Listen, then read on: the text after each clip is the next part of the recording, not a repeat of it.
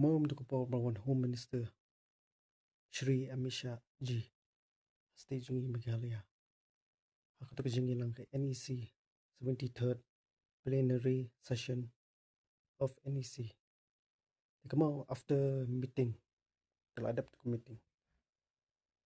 Di ladon Shri Amit Shah Ji di Chief Minister konar ki sama di candidate MP Lok Sabha by election Dr. Nonglai don itu di Dr. Nonglai ladap submit ia ke demands